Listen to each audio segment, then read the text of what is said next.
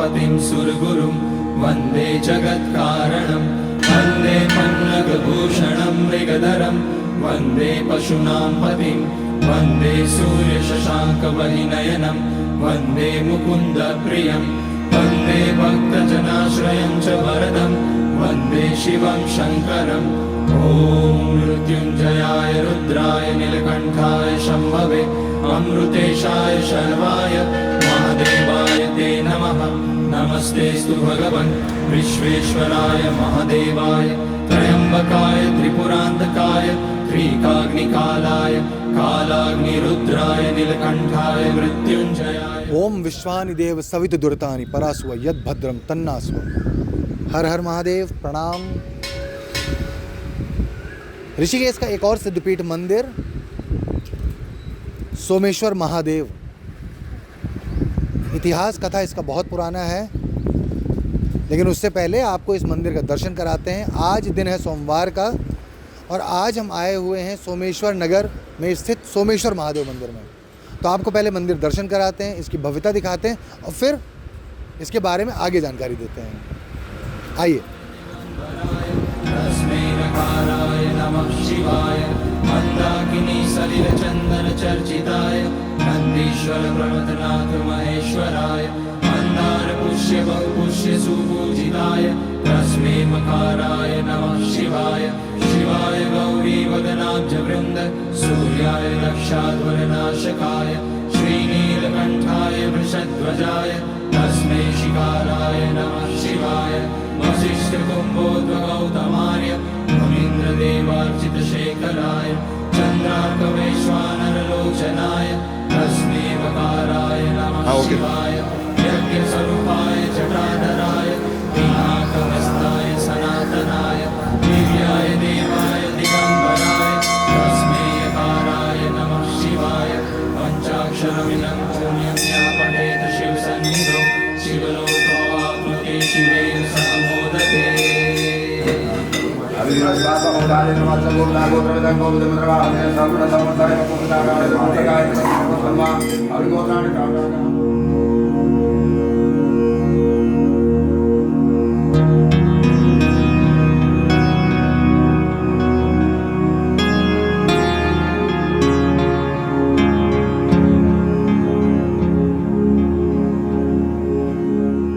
मेरा नाम राकेश राणा है।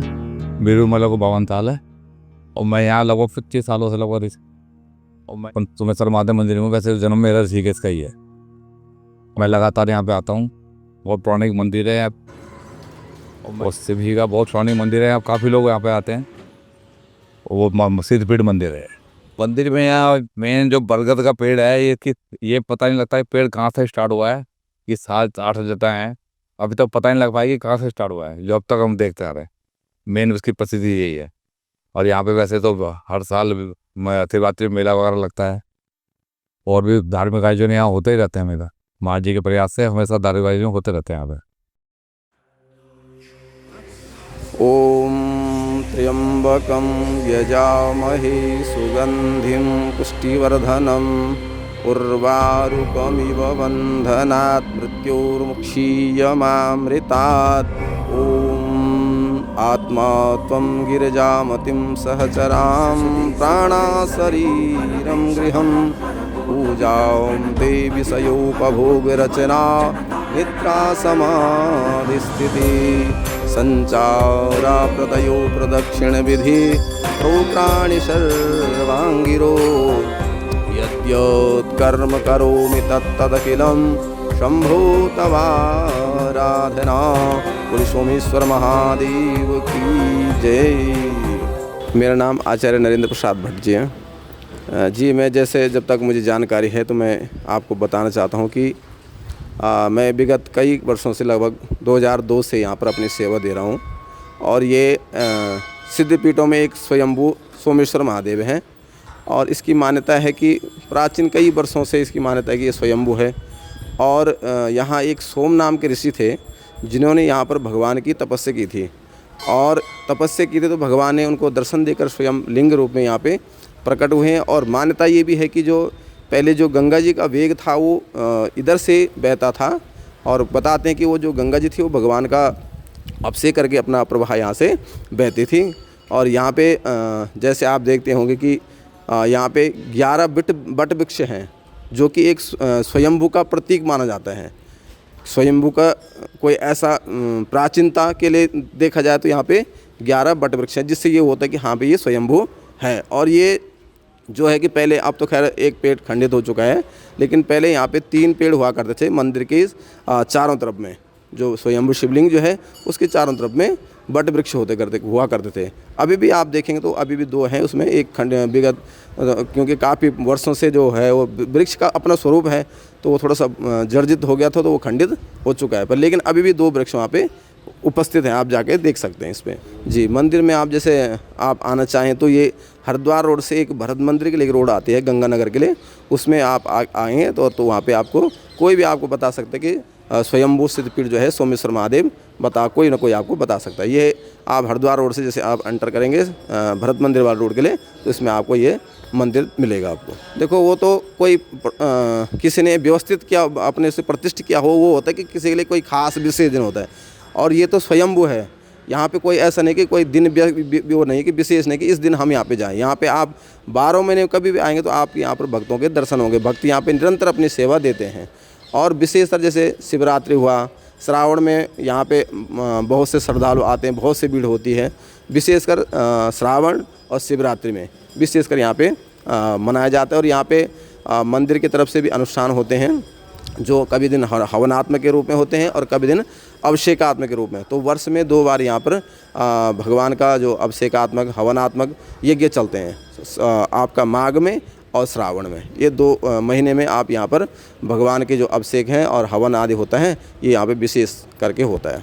आरती का समय प्रातः सुबह 5 बजे यहाँ पर आरती होती है और शाम को 8 बजे यहाँ पे आरती होती है, जो कि निरंतर कई वर्षों से हम भी देखते आ रहे हैं। जो ये समय निर्धारित है और उसी समय पे ये आरती होती है। आशीष प्रसन्न तो मेरे ये कि मैं तो ये कहता हूँ कि देखो ये भगवान स्वयंभू हैं, आप आएँ यहाँ पर दर्शन करें। और यहाँ पर हमने प्रत्यक्ष देखा है कि जो जिस भाव से जिस मनोकामना को लेकर यहाँ पर आए हैं, भगवान ने उनकी मनोकामना पूर्ण की है। तो मैं आप लोगों से भी यही कहना चाहता हूँ और भगवान से विनती करता हूँ कि जिस मनोभाव को लेकर आप यहाँ पर आएँ, भगवान आपके मनोभाव को पूर्ण करें और आपके हृदय में भगवान सदैव विराजमान रहे।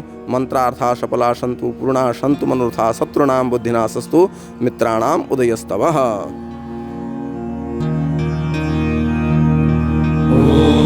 वन्दे देवो उमापतिं सुरगुरुं वन्दे जगत्कारणम्। मैं रमेश अरोड़ा हूँ और यहीं गंगानगर सोमेश्वर महादेव के चरणों में रहते हैं, ऋषिकेश में रहते हैं। और ये पौराणिक सिद्धपीठ महादेव मंदिर है, तो आप लोग यहाँ पर आए हैं तो आपका स्वागत अभिनंदन है। आप वैसे ऋषिकेश में कितने वर्षों से रह रहे बाबू? हमारा जन्म ही है, हमारा जन्म यहाँ पे, हमारे को करीब 65 साल हो गए। मेरी उम्र जो है 63 साल है, उससे पहले माता पिता सब यहीं से, तो मेरा जन्म यहाँ पे करीब हमारे को यहाँ रहते 70 साल हो गए। आप इस मंदिर में बचपन से आ रहे? नहीं, यहाँ कम से कम लगभग 15-20 साल से जो है हम इससे जुड़े हुए मंदिर से ना। यहाँ जो मंदिर की जो भी सामाजिक गतिविधियाँ होती हैं उसमें सब भाग लेते हैं। मंदिर वैसे आपके हिसाब से कितना पुराना होगा? बहुत पुराना है ये। अपने त्रेता युग में कहते हैं कि जब यहाँ पे ऋषि मुनि ने यहाँ पे ये जो नीचे आप ये कुंड है, ये बिल्कुल है ना, यहाँ पे कुआं है, यहाँ पर तपस्या की थी। और यहीं पर ही पहले यहाँ आसपास जल कहीं नहीं था, तो गंगा जी कभी यहाँ पे बहती है, बिल्कुल इनके चरणों में बैठे थी। आज तो सब धीरे धीरे वो वापस चली गई है, लेकिन गंगा जी किसी समय यहाँ बस। आपने देखा है? नहीं, हम तो खैर वो तो कई वो तो अपने जो शास्त्र उनमें वर्णन है, उसका इसमें वर्णन है कि यहाँ कभी कभी गंगा जी यहाँ पे बैठती थी। तो हमने कहा देखो हमारे कई से पता नहीं कितनी पीढ़ियाँ बीत गई, कितनी वो बीत गई, कितने साधु संत आ गए। ये सोमेश्वर महादेव, तभी इसका नाम सोमेश्वर रखा गया है। तो इन्हीं के चरणों से एक वो निकलते हैं, एक रंबा नदी निकलती है, अभी भी निकलती है वो, अब तो खैर लुप्त हो गई है वो आगे जाके। ये सोमेश्वर की जगह यहाँ से लेकर आगे तक है, वो आगे तक, और आगे एक नदी निकलती है, वो जो है रंबा नदी बोलते हैं। तो उनके चरणों से अभी भी आती है, अभी भी साफ, बिल्कुल साफ जल आएगा, बिल्कुल आता कहाँ से किसी नहीं पता। अब थोड़ा आगे जाएंगे यहाँ से, वो भी पहले सोमेश्वर की भूमि थी, लेकिन अब धीरे धीरे ध्यान नहीं किया लोगों ने, सब अपने अपने कब्जा हो गए, सब किसी को रह रहा है, ठीक है, जो जहाँ रह रहा है ठीक है, सब अपना अपना वो है। तो आगे बिल्कुल नीचे निकलते बिल्कुल। अब उसके लिए एक संजय झील बन रही है, उसी जल से अब संजय झील बन रही है, बिल्कुल साफ पानी आता है, बिल्कुल एकदम नीट एंड क्लीन। और संजय झील बनेगी उसी से, बहुत सुंदर जगह है।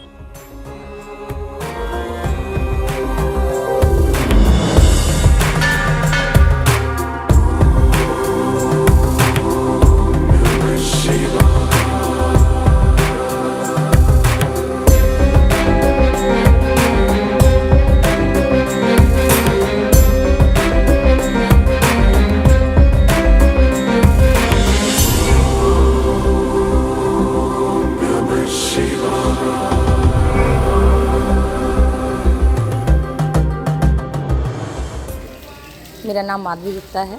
मैं वार्ड नंबर 8 की पार्षद हूँ। अभी हाल ही में चुनाव हुए थे तो उसमें मैं निर्दलीय चुनाव लड़ी हूँ, जिसमें मुझे विजय प्राप्त हुई है मेरे जनता के आशीर्वाद से। तो ऐसे ही मेरे पे बना रहे उनका आशीर्वाद और महादेव का। तो बस मैं यहाँ 4 साल से निवास कर रही हूँ। तो पहले भी था, लेकिन जब से यहाँ निवास करा है तो मुझे कंटिन्यू मंदिर आने का, जैसे जैसे महादेव बुलाते हैं, बीच में छूट भी जाता है, लेकिन जब महादेव को बुलाना होता है तो अपने आप ही बुला लेते हैं, अपने आप ही खींचा चलाते हैं भक्त। खास तो सभी कुछ खास है, लेकिन महाराज जी का बहुत स्नेह रहता है सभी भक्तों के साथ। मुझ पर भी महाराज जी हमेशा कुछ भी कार्यक्रम होता है तो पर्सनल फ़ोन करेंगे, आना है आपको। अरोड़ा जी हैं और अन्य सदस्य हैं तो पर्सनल फ़ोन करते हैं, और ऐसे ही स्नेह मिलता है तो अंदर से भी होता है कि नहीं हमें जाना है। वो महादेव तो बुलाते ही हैं, लेकिन हर साल महाशिवरात्रि पे इतना अच्छा भंडारा होता है, शिव जी की बारात निकलती है, उसके बाद रात्रि में उससे पहले कमल के पुष्प चढ़ाए जाते हैं महादेव को, तो उसमें भी मैं प्रतिभाग करती हूँ। मुझे बहुत सुंदर लगता है कि सब इकट्ठे बैठ के और सबके माध्यम से जो घेरा बनता है, एक के बाद एक कमल सबके हाथ से छूकर तब महादेव को चढ़ता है। मुझे बहुत सुंदर लगता है वो दृश्य। अगर प्रत्येक बंदा मंदिर की स्वच्छता पे ध्यान देगा तो मुझे नहीं लगता कि स्वच्छता अभियान भी चलाने की ज़रूरत है। तो हम अगर खुद ही से ही चाहेंगे कि मंदिर परिसर में गंदगी ना हो और अपना अपना हिस्से का सब साफ करेंगे तो स्वच्छता बनी रहेगी। और मेरा सबसे निवेदन है कि मंदिर परिसर में बिल्कुल गंदगी ना फैलाएं, और जो आपका कूड़ा है वो आप साथ ले जाएं, कहीं डस्टबिन में डाल दें। और हालांकि पत्ते हैं, झड़ते हैं, वो तो पतझड़ है तो झड़ते ही हैं, लेकिन अगर अपना थोड़ा थोड़ा सा सहयोग देके सब उसको क्लीन करेंगे, सफाई तो बहुत ज़रूरी है। और मंदिर परिसर में गंदगी हो तो वो बिल्कुल, उसका संदेश बिल्कुल अच्छा नहीं जाता।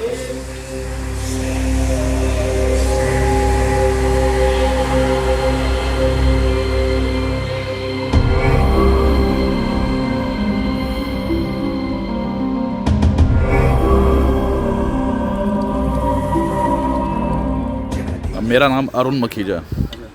तो आज जैसे आप सोमवार में प्रसाद वितरण कर रहे हैं, हाँ जी। तो किसी खास उपलक्ष्य? नहीं, कभी कभी वैसे ही बस खुशी के लिए। क्वेश्चन को ऐड करके आंसर। प्रसाद वितरण का कोई ऐसा कोई वो नहीं है, कुछ क्या कहते हैं, अपनी खुशी के लिए इंसान करता है, तो बस खुशी के लिए कर रहे हैं। मेरा भाई है जो वहाँ से आया हुआ है इंग्लैंड से, सो मन किया चलो प्रसाद वितरण कराते हैं। भाई का नाम? भाई दीपक मखीजा है, उनका नाम दीपक मखीजा है। हाँ, हम लोग ऋषिकेश के निवासी हैं। जो मेरा ज्ञान कहता है ये लगभग 200 साल से ऊपर पुराना मंदिर है, सोमेश्वर मंदिर, और हम लोग गंगानगर के निवासी रहे हैं। तो हमारा तो बचपन का सारा समय, बचपन में जो खेले कूदे, हम लोग तो यहीं खेलने भी आए थे मंदिर में। और उसके अलावा जैसे छोटे थे, पुराने टाइम में एक अलग प्रकार का माहौल होता था जिसमें छोटे बच्चे पूजा पाठ इन सब चीज़ों में बहुत ध्यान देते थे। अब थोड़ा सा कम हो गया उस चीज़ पे, लेकिन ये है कि मेन बात यह है कि श्रद्धा बनी रहनी चाहिए, वो बहुत ज़रूरी है। और बच्चों को मैं तो ये कहूँगा ज़रूर सिखाना चाहिए कि आपका पूजा पाठ धर्म के लिए अपना कहीं ना कहीं झुकाव रहना बहुत ज़रूरी है, क्योंकि ये सिखाना बहुत ज़रूरी है। सो या तो आप किसी ना किसी रूप में कुछ ना कुछ करते रहे ताकि लोगों को दिखाई देता रहे कि हाँ कुछ हो रहा, ताकि उनका झुकाव धर्म की तरफ बना रहे। देखिए, माहौल पहले से बहुत ज़्यादा बदल चुका है, ठीक है। बस फिर भी मैं ये कहूँगा कि अपने सबसे पहले तो धर्म का अर्थ समझना पड़ेगा उन्हें कि धर्म क्या है, ठीक है। और उसके बाद उस धर्म के अनुयायी होना ही पड़ेगा, तभी आगे जीवन कट सकता है आध्यात्मिक रूप में।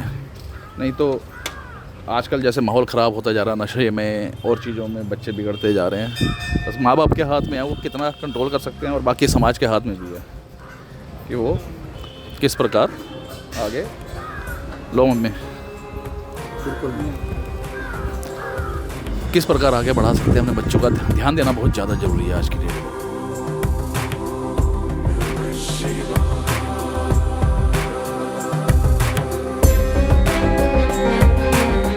सोमेश्वर महादेव सभी लोगों से आचार्य जी से, महाराज जी से, पंडित जी से और यहाँ के जो भक्त हैं जो आते रहते हैं रेगुलर, मुझे लग रहा ऐसे ऐसे लोगों से मिला हूँ जो बचपन से आ रहे हैं यहाँ पर, यहीं के आसपास के निवासी हैं। उन लोगों से बात करके एक चीज़ तो पता चली कि सोमेश्वर महादेव का मंदिर और इसका इतिहास बहुत पुराना है। ये सिद्ध पीठ ऐसे ही नहीं बोला जाता है।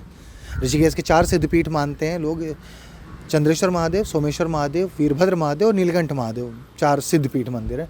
सोमेश्वर महादेव उसी में से एक है। मंदिर बहुत खूबसूरत है, आसपास का माहौल इसका बहुत खूबसूरत है, पेड़ों से भरा हुआ है। कई सारे घर बने हुए हैं बट फिर भी अभी भी यहाँ की प्राकृतिक सुंदरता बनी हुई है। आप अगर ऋषिकेश आ रहे हैं तो मुझे लगता है कि सोमेश्वर महादेव आपको आना चाहिए, एक बार देखना चाहिए, कुछ देर यहाँ बैठना चाहिए। शांति है, मुझे लगता है ऋषिकेश की भीड़ भाड़ से थोड़ा हट करके ये मंदिर है और सुकून है, शांति है। तो आप आइए यहाँ पर। मुझे ज़्यादा और बोलने की आवश्यकता नहीं क्योंकि सभी लोगों ने इसके बारे में बहुत कुछ बताया है। बस मैं इतना कहना चाहूँगा कि मंदिर अगर आप जाते हैं, चाहे किसी भी मंदिर आप जाएँ, अपने घर के आसपास में या किसी तीर्थ स्थान के मंदिर में, वहाँ की सफाई बनाए रखना मुझे लगता है कि वो स्वयं आपका अपना कर्तव्य है। हम पहल करेंगे तो हमारे बच्चे, हमारे छोटे, हमसे जो अनुज हैं, वो चीज़ों को अच्छा सीखेंगे। ऋषिकेश बहुत खूबसूरत है, बहुत शानदार है और इसी के तहत ये सीरीज़ हमने स्टार्ट करी है, ऋषिकेश शानदार सफ़र, जिसमें हम ऋषिकेश की शानदार चीज़ें हम आपको दिखा रहे हैं। तो हमारे साथ आप बने रहिए। अगला एपिसोड जल्द आएगा।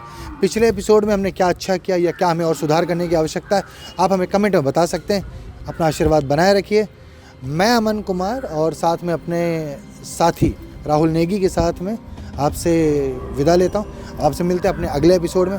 तब तक के लिए हर हर महादेव, प्रणाम।